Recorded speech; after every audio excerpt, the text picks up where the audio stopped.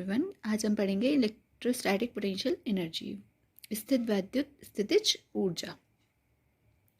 ठीक है, ये क्या है? एनर्जी है। चूँकि इसमें क्या आ रहा है वर्ड इलेक्ट्रोस्टैटिक पोटेंशियल एनर्जी, स्थित विद्युत स्थितिज ऊर्जा है, तो ऑब्वियसली इसमें चार्ज की बात करेंगे हम।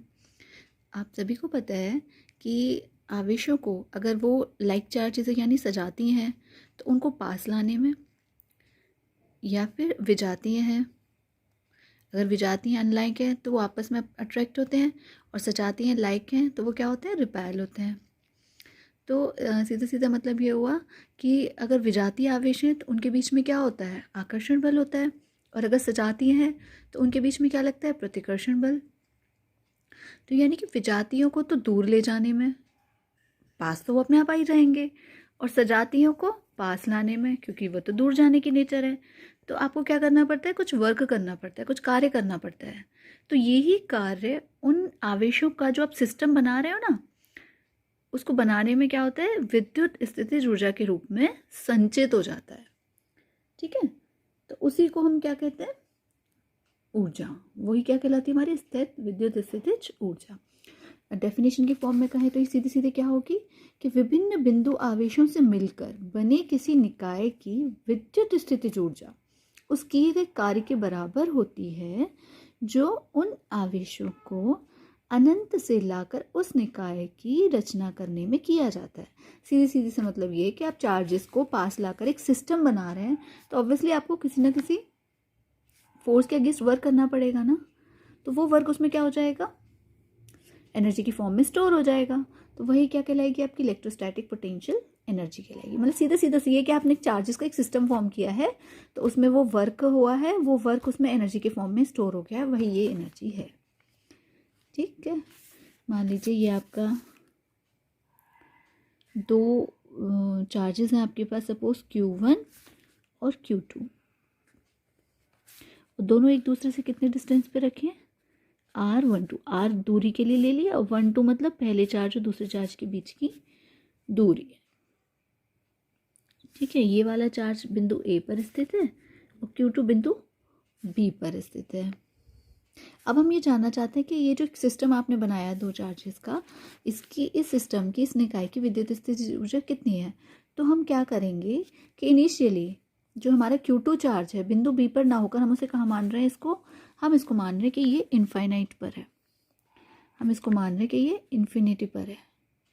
तो अब हम इस चार्ज को यहाँ ला कर तब दिखाएंगे कि तब जो वर्क डन हुआ है वो एनर्जी की फॉर्म में स्टोर हुआ है। मतलब ये चार्ज तो रखा हुआ है, लेकिन ये वाला जो बी पर Q2 रखा हुआ है, इसे हम यहाँ ना मानकर कहाँ मान रहे हैं? अनंत पर मान रहे हैं। ठीक है, अब हम इसकी निकाय की रचना करेंगे। तो अब हम क्या करेंगे? आवेश Q2 को अनंत से बिंदु B तक यहाँ तक लाएंगे, और ये किसके क्षेत्र में आ गया? Q1 के कारण। Q1 का अपना क्षेत्र है, Q1 रखा हुआ है, तो इसमें हम इस Q2 चार्ज को अनंत से ला रहे हैं। अभी ये यहाँ रखा हुआ नहीं है, लेकिन इस बिंदु पर हम यहाँ से लाना चाह रहे हैं, ये मानिए Q2 चार्ज को। क्लियर है सभी को? तो अब हम वो निकालेंगे। तो सीधे सीधे हम एक और बार रिवाइज करा देती हूँ आप लोग को। देखो एनर्जी क्या होती है कि अगर सजातीय आवेश हैं तो उनके बीच में क्या लगता है? उनको पास लाने में कार्य करना पड़ेगा आपको, और विजाती हैं तो दूर ले जाने में कार्य करना पड़ता है। तो ये कारण आवेशों के निकाय में क्या होता है? विद्युत स्थितिज ऊर्जा के रूप में ही संचित हो जाता है, स्टोर हो जाता है। सिस्टम को बनाने में जो कार्य है, सिस्टम बना रहे हो आप, तो उसमें कार्य करना पड़ेगा, और वही कार्य उसमें क्या होगा? ऊर्जा के रूप में स्टोर हो जाएगा, संचित हो जाएगा। वही आपकी क्या कहलाएगी? इलेक्ट्रोस्टैटिक पोटेंशियल एनर्जी कहलाएगी। ठीक है, डेफिनेशन में ये हो गया कि विभिन्न बिंदु आवेशों से मिलकर बने किसी निकाय की विद्युत स्थितिज ऊर्जा उस किए गए कार्य के बराबर होती है जो उन आवेशों को अनंत से लाकर उस निकाय को बनाने में किया जाता है। ठीक है, तो अब इसके लिए हमने क्या किया? हमने ये माना कि एक चार्ज Q1 रखा हुआ है हमारा A बिंदु पर। ठीक है, अब एक Q2 चार्ज को हम अनंत से लाएंगे R12 दूरी पर। ठीक है, तो हम एक निकाय फॉर्म करेंगे, तब उसमें कार्य निकालेंगे, कितना कार्य करना पड़ा, और फिर दिखा देंगे वही उसमें ऊर्जा के रूप में स्टोर हो गया है। क्लियर है? चलो तो शुरू करते हैं। अब हम निकालेंगे, देखो Q2 पर Q1 के कारण बल। तो F हो जाएगा, वो हो जाएगा 1/4πε0 Q1 Q2/r²। R को जनरल डिस्टेंस लेके ही चल रहे हैं फिलहाल, 1 2 1 2 नहीं लिख रहे हैं, ठीक है। अब क्या करेंगे, अतः आवेश Q2 को दूरी R से R-dr तक बल F के विरुद्ध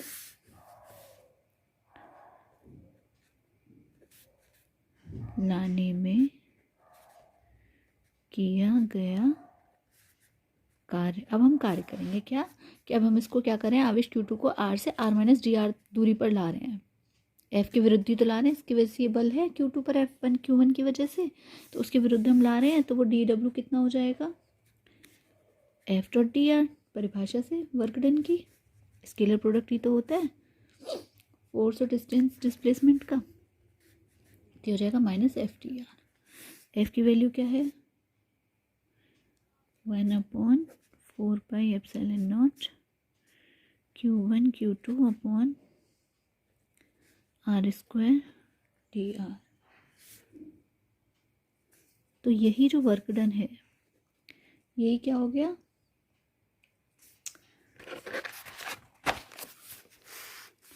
इसको हम कैसे लिख देंगे,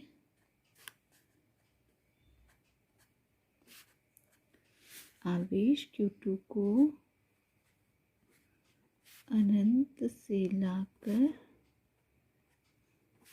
आवेश Q1 से दूरी R12 पर रखने में किया गया कुल कार्य, या यूं कहिए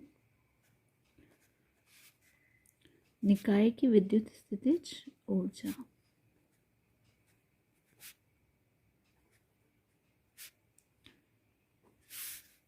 U कितनी हो गई, W इन्फिनेटिव से अब ला रहे हैं सीधे सीधे 1 2 तक, ये हमने जनरल बात कर ली पहले, अब ला रहे हैं R12 डिस्टेंस पर एग्जैक्टली, इन्फिनेटिव से R12 तक। फॉर्मूला क्या हो गया, -1/4πε0 Q1 Q2/r²dr। बाकी सब कॉमन आ जाएगा,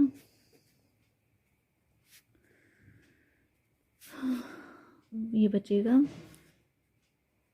1/r² का इंटीग्रेशन क्या हो जाएगा, -1/r इन्फिनेटिव से R12 लगा दो लिमिट, माइनस क्या हो जाएगा, माइनस तो प्लस हो जाएगा, तो ये हो जाएगा 1/4πε0 Q1 Q2/r12। ये आपकी पोटेंशियल एनर्जी निकल के आ गई है, ठीक है। इसके जो मेन पॉइंट है वो लिख लो। इसमें एक चीज़ क्या है कि अभी तो हमने क्या किया था कि Q1 को रखा था, Q2 को अनंत से लाए थे, तो निकाय बनाया था, तो विद्युत स्थितिज ऊर्जा ये आई थी। अगर आप Q2 को रखकर Q1 को अनंत से लाएंगे ना, तब भी विद्युत स्थितिज ऊर्जा इतनी ही आएगी। और ये जो है दो आवेशों के निकाय को बनाने में आवश्यक ऊर्जा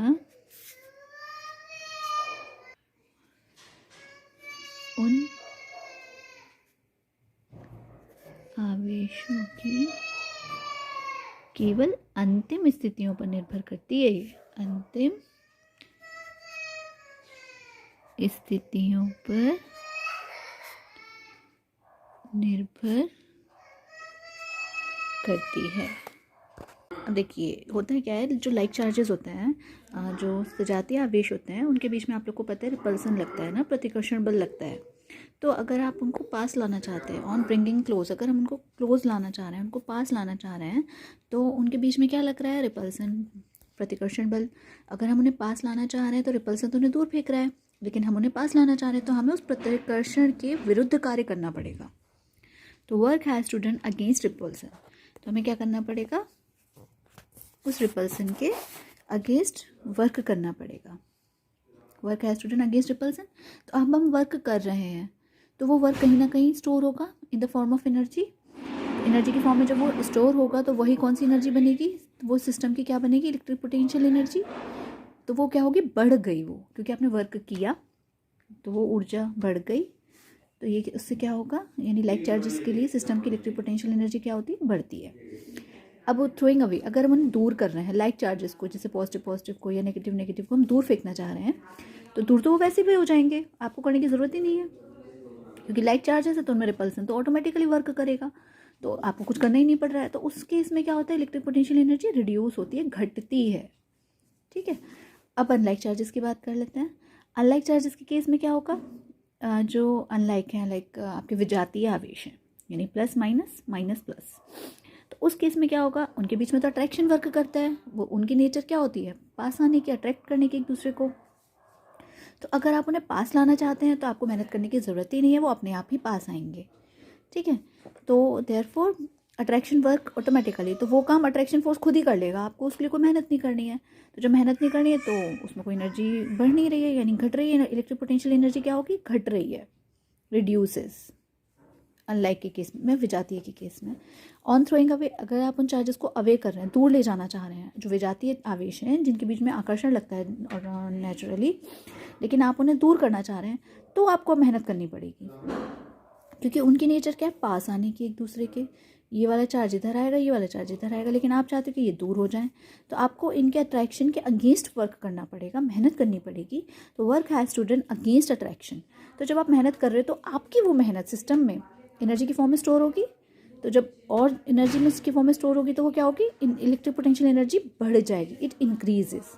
ठीक है, अब ये भी दो चार्जेस के लिए था, अगर तीन चार्जेस हो तो क्या करें, जैसे मान लीजिए ये Q2 चार्ज है, ये Q3 चार्ज है, यहाँ पे Q1 चार्ज रखा है, ये A पॉइंट है, ये B पॉइंट है, ये C पॉइंट है। A और B के बीच की, यानी पहले दूसरे चार्ज के बीच की दूरी मान ली 1 2 R12 कर दी, और पहले और तीसरे चार्ज के बीच की दूरी को हमने कह दिया R13, दूसरे और तीसरे चार्ज के बीच की दूरी को कह दिया R23। तो सीधी सी बात है, पोटेंशियल एनर्जी क्या है, it is a scalar quantity, it is a scalar quantity. तो आपको इसमें कुछ मेहनत तो वैसी करनी नहीं है, तो सबकी एनर्जी को क्या करेंगे, जैसे दो के लिए निकाली थी ऐसे दो दो के लिए निकाल के इन सबको जोड़ देंगे, तो वो पूरे सिस्टम की एनर्जी आएगी। तो that will comes out to be 1/4πε0 Q1 Q2 upon AB plus Q2 Q3 upon BC plus Q3 Q1 upon, नहीं ये वाला नहीं बेटा, Q3 Q1 अपॉन AC या CA। तो this was for system of 3 charges, 1 2 3। तो इस टाइप से अगर n चार्जेस हो तो ऐसे n के सेट बना देंगे, forming a system of n charges. तो उस केस में हमें क्या करना है, just U is equals to 1/4πε0 Q1 Q2 अपॉन R12, यानी 1 2 और उनके बीच का डिस्टेंस 2 3 R23, ऐसे 3 4 R34, ऐसे अप टू लास्ट तक चलेगा, ये बन जाएगा। ठीक है, तो ये आंसर कह लो, या ये फॉर्मूला हो गया यूज़ करने का, कैसे हम एनर्जी निकालेंगे। और अगर सिस्टम कैसा है, एक सा मतलब सारे चार्जेस बराबर हैं, Q1 is equal to Q2 is equal to Q3 is equal to Q4 is equal to Q5 and so on, और सबके बीच का सेपरेशन भी इक्वल है, यानी R12 is equal to R23 is equal to R34 is equal to, सब आपस में मतलब सेपरेशन, Q चार्ज सेम है, डिस्टेंस सेम है, कोई ऐसा सिस्टम है n चार्जेस का। तो U क्या हो जाएगा उस केस में, हाफ n-1 अपॉन